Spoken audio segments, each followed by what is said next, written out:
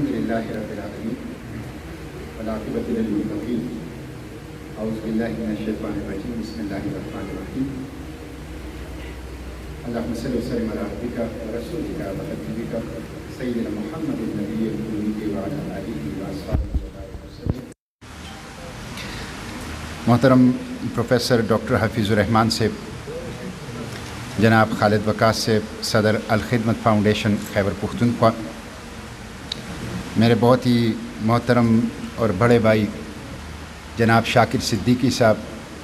Secretary general Al-Khidmat foundation Khyber Pakhtunkhwa, جناب صدیق الرحمان فراچہ صاحب، جناب ڈاکٹر اقتدار احمد صاحب اور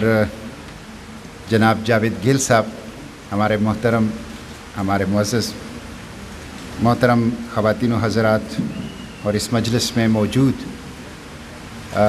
ڈونر حضرات، الخدمت فاؤنڈیشن کے ساتھ تعاون کرنے والے، میں جناب خالد وقاص صاحب کا اور ہر دم سوچ و بچار، غور و فکر، منصوبہ بندی کرنے والے جناب شاکر صدیقی صاحب کا، اور اس منصوبے کو عمل کا رنگ دینے کے لیے ڈاکٹر اقتدار صاحب، سب کا شکریہ ادا کرتا ہوں کہ انہوں نے آج ایک اہم سنگ میل وہ عبور کیا اور کامیابی کے ایک منزل کو اس PCR کرونا ٹیسٹنگ لیبارٹری کی صورت میں وہ سر کر لیا۔ یہ آخری کامیابی نہیں ہے، بلکہ یہ مزید مستقبل قریب میں کئی کامیابیوں کی بنیاد اور نوید اور خوشخبری ہے، اور کامیابی کا یہ سفر اس ٹیلنٹڈ لیڈرشپ کی قیادت میں انشاءاللہ الخدمت فاؤنڈیشن جاری رکھے گی۔ مجھ سے پہلے بہت اچھی اور خوبصورت گفتگو جناب خالد وقاص صاحب نے بھی کی، اور میں نے ان سے کہا کہ انہوں نے جیٹ جہاز کی رفتار سے تقریر کی۔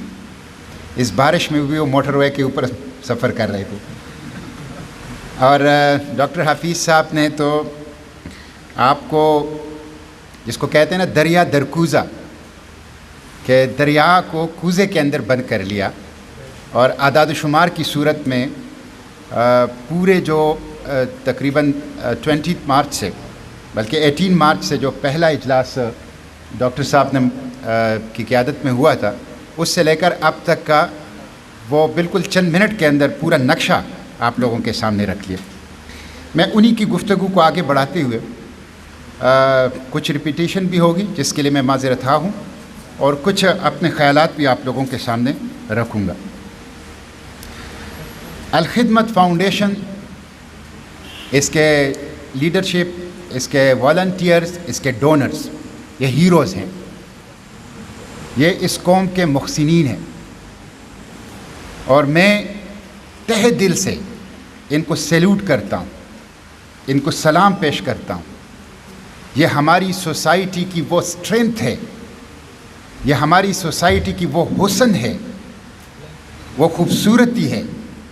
جس میں مسلسل اضافہ ہونا چاہیے، جس کے اندر مسلسل نکھار آنی چاہیے، اور جسے کے اوپر مسلسل بات ہونی چاہیے۔ اس سے قوت، اس سے حوصلہ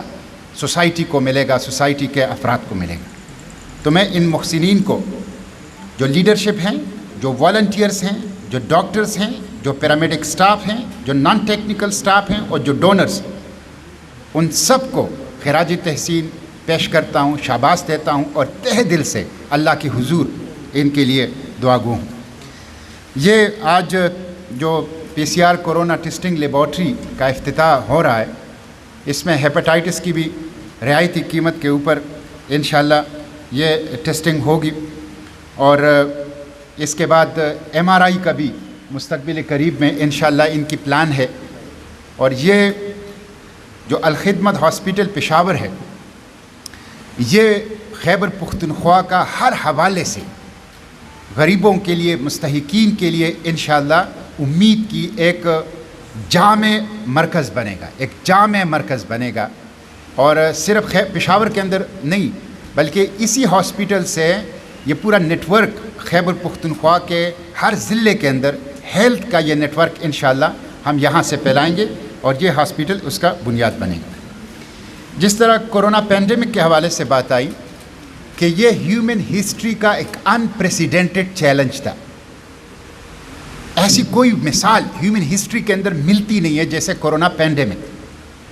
فرسٹ ورلڈ وار کی لوگ بات کرتے ہیں, سیکنڈ ورلڈ وار کی لوگ بات کرتے ہیں, لیکن فرسٹ ورلڈ وار اور سیکنڈ ورلڈ وار میں بھی ایسے علاقے تھے جو جنگ سے محفوظ تھے, جنگ کے تباہ کاریوں سے محفوظ تھے. لیکن کورونا پینڈیمک ایک ایسا چیلنج تھا کہ سمندر کے اندر کھڑے امریکہ کے بحری بیڑوں کے اندر بھی یہ وائرس پہنچ گیا. انسانی آبادیوں سے کٹے ہوئے جو ان کے بیڑے تھے اس کے اندر بھی یہ وائرس پہ. تو یہ ایک انپریسیڈنٹڈ چیلنج تھا جس میں امریکہ سے نیوزی لینڈ تک پوری دنیا ایک ہی وقت میں متاثر ہوئی. لیکن الحمدللہ عوام کی جدوجہد سے الخدمت فاؤنڈیشن جیسے اداروں اور بھی ادارے ہیں, ہم سب کو سلام پیش کرتے ہیں, ہم سب کو خراج تحسین پیش کرتے ہیں. خواہ وہ ایدی ہیں,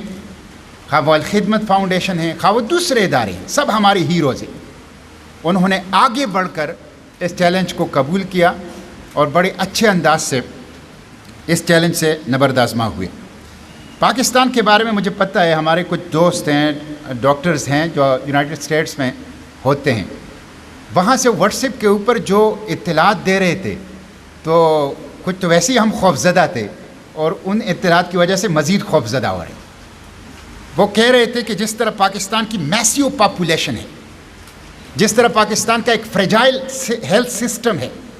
اور جس طرح پاکستان کی ایک ویک اکانومی ہے, یہ تین بڑی deadly combination, massive population, fragile health system, weak economy, اس کی وجہ سے پاکستان کے اندر سڑکوں پر اموات ہوں گی, ہاسپٹلز میں جگہ نہیں ہوں گی. اور ڈاکٹر صاحب اگر آپ کو علم ہے, اسی طرح کے لوگ ہمیں کہتے تھے کہ فوری طور پر احتیاط شروع کر لیں اور یہ وہ کر لیں. وہ ہم اللہ کا شکر ادا کرتے ہیں کہ ان ایکسپیکٹڈلی اللہ نے خصوصی کرم کیا, دعائیں تھی, جو ہمارے عطیات دہندگان ہیں, ڈونرز ہیں, ان کا اخلاص تھا, اللہ کی مدد اور نصرت آئی اور ہم غیر معمولی کامیابی کے ساتھ بڑی حد تک اس پینڈیمک سے نکل آئے ہیں. اگرچہ نومبر, دسمبر, جنوری اس میں اللہ نہ کرے کہ ری ایمرج ہونے کا ایک امکان ظاہر کیا جا رہا ہے, اس لیے ہمیں اپنی احتیاطی تدابیر ترک نہیں کرنی چاہیے اور ہمیں الرٹ عوام کے لیول کے اوپر بھی, اور جو ہمارے ہیلتھ ورکرز ہیں اور ہمارے جو والنٹیئرز ہیں اور چیریٹی آرگنائزیشنز ہیں ان کے لیول کے اوپر بھی ہمیں الرٹ رہنا چاہیے. جس طرح بات آئی, میں نے خود تقریباً 5 اجلاسوں کی جو ٹاسک فورس کا ان کا ایک فورم بنایا تھا, اس کی قیادت کی بالکل ابتدا سے, تجزیہ کیا حالات کا, اس کے بعد ایک کمپریہنسو پلان بنایا اور پھر ڈویژن آف ورک کیا اور سب لوگ جو ہیں وہ نکل گئے کام کے اوپر. اور جس طرح ڈاکٹر صاحب نے بات کی کہ ماسک, فیس ماسک اور سینیٹائزرز اور ٹیسٹنگ اور کرنٹینہ سینٹرز اور فوڈ اور پرسنل پروٹیکٹیو اکوپمنٹس, اور اسی طرح ایمبولینس کے جو ہمارے ڈرائیورز ہیں, سب سے مشکل کام ابتدا میں ان کا, تو لوگ تو قریب نہیں جاتے تھے ڈیڈ باڈیز کے, پیشنٹ کے قریب نہیں جاتے تھے, ان کے اپنے رشتہ دار ان کو چھوڑ کے بھاگ جاتے تھے. ایسے میں الخدمت فاؤنڈیشن کے جو ڈرائیورز ہیں وہ انہی گاڑیوں کے اندر ڈیڈ باڈیز کو بھی اس کی ٹرانسپورٹیشن کرتے تھے اور پیشنٹس کی بھی ٹرانسپورٹ کرتے تھے. اور اس میں سے اکثر ڈرائیورز جو میں نے رپورٹ لی ہے وہ بیچارے خود بھی وائرس کا شکار ہو گئے. جی کتنے 80% جو ان کا جو سٹاف تھا پروونشل لیول پہ وہ سب جو ہیں کورونا سے متاثر ہو گیا. اس کے اندر یہ ایک بہت بڑا جہاد ہے, یہ بہت بڑی بہادری کا, بہت دلیری کا کام ہے, بہت بڑی قربانی ہے. اور ابتدا میں تو آپ کو پتہ ہے کہ یہ علم نہیں تھا کہ اس سے کوئی بچ جائے گا. تو یہ ایمبولینس نیٹ ورک, وینٹیلیٹرز, یعنی مجھے علم ہے کہ سب سے پہلے جو 2 ایکسٹریم ڈسٹرکٹ ہیں پاکستان کے, ایک ہے تھر اور دوسرا ہے چترال. تھر میں بھی الخدمت فاؤنڈیشن کا جو ہاسپٹل تھا، میرے پاس سینیٹرز ہیں، سینیٹر گیان چند، وہ تھر سے سینیٹرز ہیں، پیپلز پارٹی کے ہیں، انہوں نے خود آ کے میرے پاس میرا شکریہ ادا کیا کہ ہمارے ضلع میں سب سے بڑا اکوپڈ ہاسپٹل جسے کورونا سینٹر ڈکلیئر کیا گیا ہے وہ الخدمت فاؤنڈیشن کا، اور میں سلام پیش کرتا ہوں ڈاکٹر عبد القادر سومرو کو، جو تھر ہاسپٹل کے ایم ایس تھے، جو مریضوں کی خدمت کرتے کرتے خود شہید ہو گئے. تو یہ تھر میں بھی وینٹیلیٹرز الخدمت فاؤنڈیشن نے پہنچائے، اور چترال میں بھی وینٹیلیٹرز الخدمت فاؤنڈیشن نے پہنچائے. تو الحمدللہ آپ جو ایکٹیویٹی کا جو اسپیکٹرم آپ دیکھ لیں، کہ فیس ماسک اور سینیٹائزرز اور پی پی ایز اور کوکڈ فوڈ اور راشن پیک اور ایمبولینس نیٹ ورک اور ڈیڈ باڈیز کی ٹرانسپورٹیشن اور اس کے ساتھ ساتھ کرنٹینہ سینٹرز، یہ سارا کام جو ہیں، یعنی پورا ایک اسپیکٹرم اس کے کمپریہنسولی انہوں نے جس طرح ایڈریس کیا، سچی بات یہ ہے کہ یہ ان کی جو تنظیمی صلاحیت ہے الخدمت فاؤنڈیشن خیبر پختونخوا کی، یہ اس کا منہ بولتا ثبوت ہے. اور انشاءاللہ یہ جو پینڈیمک ہے، جس طرح خالد وقاص صاحب نے کہا کہ یہ جو کرائسس ہوتے ہیں ان کے اندر اپرچونٹیز چھپے ہوتے ہیں، تو اس کرائسس کو جس انداز سے ہینڈل کیا الخدمت فاؤنڈیشن نے، اس سے یہ ایک نئی الخدمت فاؤنڈیشن بنی. یعنی پری کرونا الخدمت فاؤنڈیشن کچھ اور تنظیم تھی، اور پوسٹ کرونا الخدمت فاؤنڈیشن کچھ اور تنظیم تھی. ویسے تو یہ پری اور پوسٹ کا آپ اندازہ اگر لگانا چاہیں تو کرونا سے پہلے ڈاکٹر اقتدار کچھ اور تھے، اب کرونا کے بعد وہ بہت سمارٹ ہو گئے ہیں. تو ڈاکٹر صاحب تو انشاءاللہ انہوں نے بہت کچھ سیکھا ہے انہیں، کہ کس طرح ایک کرائسس کے اندر پینک سے بچتے ہوئے اور محدود وسائل میں بڑی شارپلی انٹیلیجنٹلی آرگنائزیشن کی ریسورسز کو، مین پاور کو کیسے یوز کیا جائے، اور کیسے اس کو، یہ میں سمجھتا ہوں بہت سے اداروں کو لرن کرنا چاہیے اس سے. تو میں آپ لوگوں کو خصوصاً ڈونرز، جو چھپے ہیروز ہیں، جو سامنے نہیں آتے، بڑی عظمت والے لوگ ہیں، جن کی کوئی تصویر نہیں چھپتی، جن کا کوئی نام نہیں آتا، جن کا کوئی انٹرویو نہیں ہوتا، جن کا کوئی ویڈیو کلپ نہیں ہوتا، یہ وہ گمنام ہیروز ہیں جن کی وجہ سے الخدمت فاؤنڈیشن کی اس پوری جو کیمپین ہے اس کے اندر قوت اور طاقت آتی ہے. میں ان کو خصوصی طور پر ان کے لیے اللہ سے رزق کی اور دنیا اور آخرت کی خیر و برکت کی دعا کرتا ہوں. اس وقت بھی ہم ایک چیلنج سے گزر رہے ہیں اینڈ اسی لمحے میں، اور وہ جو ٹورینشل رینز ہیں، جو ہیوی مانسون رین ہے اس وقت پورے پاکستان میں، کراچی سے چترال تک. ابھی جب میں آیا تھا تو میں نے ملاکنڈ ڈویژن کے مختلف ڈسٹرکٹ سے بارش کی رپورٹ لی، اور کل 2-2:30 بجے سے مسلسل بارش ہو رہی ہے خیبر پختونخوا میں. اللہ سے دعا کرنا چاہیے، بڑی خطرناک ہے، اور ظاہر یہ چیز ہے، اب یہ اللہ اس سے بچائے، لیکن جس طرح کلائمیٹ چینج آ رہی ہے، اور جس طرح ڈیگریڈیشن آف انوائرمنٹ ہو رہا ہے، اور جس طرح ڈیفورسٹیشن ہو رہی ہے، اس کی وجہ سے لگتا ہے کہ ایک پرماننٹ فیچر ہوگا اب ہماری زندگی کا. تو اس لیے ہمیں اپنی جو کلائمیٹ چینج کے حوالے سے جو ذمہ داریاں ہیں وہ بھی پوری کرنی چاہیے، اور جو انوائرمنٹ کی ڈیگریڈیشن ہے اس کو روکنا چاہیے، اور ڈیفارسٹیشن کو فوری طور پر روکنا چاہیے، ورنہ ہم بلینز آف روپیز جو ہیں وہ ہر سال ان بارشوں کی وجہ سے ہمارا نقصان ہوگا. اس وقت بھی این ڈی ایم اے کی جو ریسنٹ فگرز ہیں 163 ڈیتھس ابھی تک ہوئی ہیں ان بارشوں سے، جس میں سے 50 ڈیتھ جو ہیں وہ صرف کراچی کے اندر ابھی تک ہوئی ہیں، اور تقریباً 1600 گھر ابھی تک تباہ ہو چکے ہیں اس بارش سے. اور یہ جو آج اور کل کی جو بارشوں کا وہ ہے، کہا جاتا ہے کہ بہت زیادہ بارشیں ہوگی. اس وقت بھی ہماری ڈیم میں جو پانی کی سطح ہے وہ گزشتہ 10 سال کی سب سے اونچی سطح پہ اس وقت ہماری ڈیم سٹوریج ہے، سب سے زیادہ. تو میں اس توسط سے الخدمت فاؤنڈیشن سے درخواست کروں گا، صوبائی الخدمت فاؤنڈیشن سے اور الخدمت فاؤنڈیشن کی تمام ڈسٹرکٹ آرگنائزیشن سے، کہ وہ بالکل الرٹ رہیں. اس مانسون کی جو ہیوی رین ہے، جو ٹورینشل رینز ہیں، اس کے جو چیلنج ہے اس کو میٹ کرنے کے لیے، خواہ وہ فوڈ پیکیجز کے حوالے سے ہوں، اپنی کشتیوں کو تیار رکھنے کے حوالے سے ہو، ایمبولینس نیٹ ورک کو، اپنی جو ہاسپٹلز آپ کے جو یونٹس ہیں ان کو تیار رکھنے، لیکن اس میں ہمیں وہ کرنا چاہیے، اس لیے کہ ہمارے ہاں اس وقت ہیلتھ کا جو سسٹم ہے یہ ریاست نہیں کر سکتی، کسی حکومت کے بس کا یہ کام نہیں ہے۔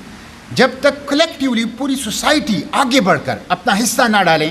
ہم ہیلتھ اور ایجوکیشن کے حوالے سے جو چیلنج ہے، قومی چیلنج ہمارے سامنے ہے، اس کو ہم میٹ نہیں کر سکتے۔ کسی حکومت کا یہ کام نہیں ہے، ریاست بالکل اپنے وسائل میں نہیں کر سکتی، کچھ اس کی اپنی کمزوریاں ہیں، کچھ اس کی اپنی عدم توجہی ہے، اور کچھ وسائل کی کمی ہے۔ اس لیے ہمیں پوری سوسائٹی کو، اور خصوصاً جو NGOs ہیں، الخدمت فاؤنڈیشن کی طرح جو آرگنائزیشنز ہیں، ان کو آگے بڑھ کر اس چیلنج کو کلیکٹیولی میٹ کرنے کے لیے اپنی جو ہیں وہ کوششیں وہ کرنی چاہیے۔ پاکستان میں الحمدللہ اس حوالے سے کافی پوٹینشیل ہے۔ 500 سے لے کر 600 ارب روپے تک ہمارے ہاں ڈونیشنز ہر سال ہوتی ہے، چیریٹی کرتے ہیں لوگ۔ 500 ارب سے 600 ارب، یہ بہت بڑی چیز ہے۔ اس پوٹینشیل کو اگر ایک آرگنائزڈ منصوبے کے ساتھ استعمال کیا جائے تو میں سمجھتا ہوں کہ یہ ہمیں ان چیلنج سے کامیابی کے ساتھ نکالنے کے لیے کافی ہے۔ لیکن یہ انآرگنائز انداز سے، جس میں ویسٹیج بہت زیادہ ہوتی ہے، وہ تو یہ الخدمت فاؤنڈیشن اور ان کے ڈونرز کے سامنے یہ بھی ایک چیلنج ہے کہ یہ جو 500 سے لے کر 600 ارب تک پاکستان میں سالانہ لوگ خیرات کرتے ہیں، اس خیرات کو کیسے منظم انداز سے صحت اور تعلیم اور عوامی فلاح و بہبود کے کاموں میں ایک منظم منصوبے کے ساتھ جو ہے اس کی کلیکشن کی جائے اور اسے یوٹیلائز کیا جائے، تاکہ ہم اپنے قوم کو آگے جو ہے بڑھا سکیں اور اپنے وطن کی بہتری کے لیے اپنے کام کر سکیں۔ تو میں ایک دفعہ پھر آپ لوگوں کو خراج تحسین پیش کرتا ہوں، اور انشاءاللہ مل کر خیر کی اس جدوجہد کو جاری رکھیں گے۔ بات تھوڑی سی طویل ہو گئی، لیکن ایک حدیث شریف کا ایک واقعہ سنا کے اسی پہ گفتگو ختم کروں گا۔ اس میں بڑا سبق ہے ہم سب کے لیے۔ ایک کتاب لکھی ہے اسلامی یونیورسٹی کے ایک پروفیسر نے، الاربعون فی الشفقۃ والرحمہ، اللہ کے پیغمبر صلی اللہ علیہ وسلم کے شفقت و رحمت کے بارے میں 40 احادیث۔ 40 احادیثوں کے بارے میں ایک حدیث شریف ہے کہ اللہ کے پیغمبر صلی اللہ علیہ وسلم نے فرمایا کہ جس نے 40 احادیث یاد کیے، 40 احادیث کا درس دیا، 40 احادیث لوگوں تک پہنچائے، تو اس کا حشر کے دن محدثین میں شمار ہو۔ تو اس کے بعد امت میں یہ 40 احادیث کا رواج شروع ہوا۔ تو ان کی ایک کتاب ہے الاربعون فی الشفقۃ والرحمہ، شفقت و رحمت کے بارے میں۔ اس میں ایک واقعہ انہوں نے لکھا کہ ایک دفعہ اللہ کے پیغمبر صلی اللہ علیہ وسلم کے پاس 10 درہم آ گئے، تو وہ بازار گئے اور 10 درہم میں سے 4 درہم پر اپنے لیے ایک قمیص خریدی۔ مدینہ کے بازار قمیص خرید کے پہن لی۔ جب آ رہے تھے تو راستے میں ایک خاتون ملی، وہ سڑک کے کنارے یا راستے کے کنارے کھڑی تھی اور پریشان سی تھی۔ تو آپ صلی اللہ علیہ وسلم خاتم الانبیاء تھے، سردار الانبیاء تھے، بڑا اونچا مقام تھا۔ دیکھیں پیغمبر کا مقام بڑا اونچا ہے، اور پھر سردار الانبیاء خاتم النبیین، وہ تو جس طرح ملا عبد الرحمن جامی نے کہا ہے کہ بعد از خدا بزرگ تو ہی قصہ مختصر، کہ اس کائنات میں کائنات کے رب کے بعد بزرگ ترین ہستی خاتم النبیین صلی اللہ علیہ وسلم۔ تو خود گئے، پوچھا کیا مسئلہ ہے، کیوں پریشان کھڑی؟ انہوں نے کہا کہ مجھے فلاں کی میں کنیز ہوں، ملازمہ ہوں، تو انہوں نے مجھے 2 درہم دیے تھے کہ جا کے بازار سے کوئی چیز لے آؤ، تو وہ میں گم کر چکی، تو اب نہیں جا رہی۔ تو لوگ ناراض ہوں گے، مالک ناراض ہوں گے۔ تو آپ کے پاس تو 8 درہم تھے، 6 درہم رہتے تھے، 10 میں سے 4 خرچ ہو گئے تھے، تو 2 ہی دیے۔ اچھا 2 درہم پہ وہ جب قمیص جو ہے وہ ایک صحابی کو پسند آئی، تو انہوں نے کہا یہ قمیص تو بہت اچھی ہے، مجھے پسند آئی، تو آپ نے اتار کے ان کو دے دی۔ آپ جو چیز آپ سے کوئی چیز مانگتے تھے نا، وہ ہمیشہ دیتے تھے۔ خود اللہ کے پیغمبر صلی اللہ علیہ وسلم فرمایا کہ اگر آپ نہیں دے سکتے، وَأَمَّا السَّائِلَ فَلَا تَنْهَرْ، تو مانگنے والوں کو کم از کم ڈانٹ ہونا، پیار سے، محبت سے، اچھے انداز سے ان کو معذرت کرو۔ لیکن خود طریقہ یہ تھا کہ ہمیشہ سے جو کوئی چیز مانگتے تھے دیتے تھے، تو دے دیا۔ تو 4 درہم کی اور قمیص، تو 2 درہم رہ گئے، وہ 2 درہم اس خاتون کو دے دیے۔ وہ پھر کڑی رہی، نہیں جا رہی تھی۔ آپ نے پوچھا کہ اب کیوں نہیں جا رہی؟ اس نے کہا کہ 2 درہم تو مل گئے،